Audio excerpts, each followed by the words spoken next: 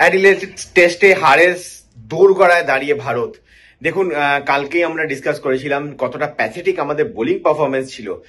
আজকে কিন্তু equally pathetic আমাদের ব্যাটিং পারফরমেন্স, মানে কালকেও প্যাথেটিক হয়েছিল, কিন্তু আজকে আমি সেকেন্ড ইনিংসে এক্সপেক্ট করছিলাম একটু রেজিস্ট্যান্স দেখাবে ভারতীয় ব্যাটাররা। Unfortunately same old story, under light against the seaming ball, ভারতীয় batters look like fish out of water.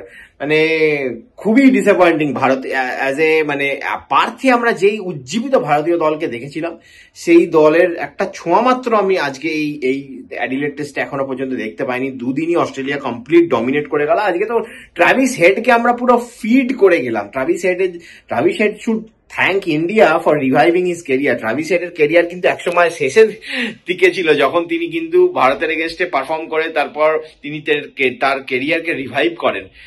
আর ভারতীয় বোলিং নিয়ে আর কি আর বলবো, হর্ষিত রানা তো কালকের থেকেও বাজে বোলিং, বাজে লাইন, মানে ওয়েভার্ড লেন্থ, আর তার সাথে মানে বুমরার উপরে আপনারা কতটা ডিপেন্ড করবেন।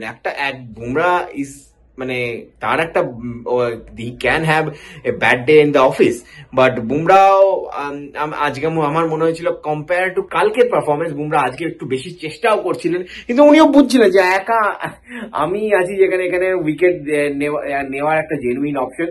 আর সিরাজের সাথে আমরা একটা ট্রাভিস হেডের একটা ইনসিডেন্টও দেখলাম, এবং তারপর থেকে সিরাজকে কন্টিনিউ পুরো অ্যাডিলেড ওভালের ক্রাউড তাকে একটা মানে বু করছিল, এবং through out the test match এটা চললো, through out the days play এটা চললো, এবং এটা কন্টিনিউ হবে। কিন্তু দেখুন, ওভারঅল খুবই ডিসঅ্যাপয়েন্টিং পারফরমেন্স। আর আমরা আজকে এক্সপেক্ট করেছিলাম আন্ডার লাইট যখন ভারত 150 অড রানসের লিড তাড়া করতে নামলো নিজেদের সেকেন্ড ইনিংস, আমরা এক্সপেক্ট করেছিলাম তো সিনিয়র প্রোরা একটু তাদের এক্সপিরিয়েন্স দেখাবে।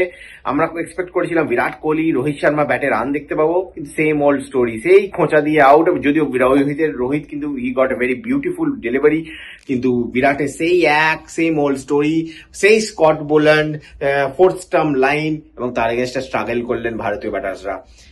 এখন একটাই আশা ঋষভ পান্ত এবং কি বলবো নীতিশ রেড্ডির ওপরে।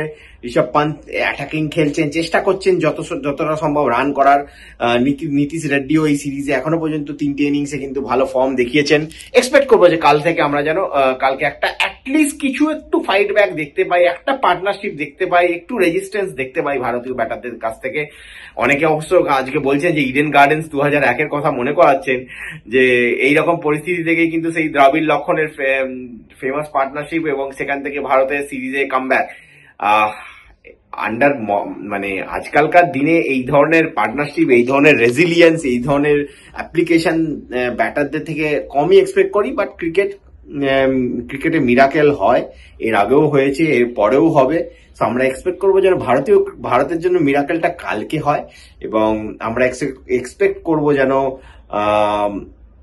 কালকে একটা আমরা কিছুটা হলেও ফাইট, আমি মানে 2001 ইডেন গার্ডেন্স বলছি না, বাট কিছুটা হলেও যেন রেজিস্ট্যান্স আমরা দেখাতে পারি before going down in this test match.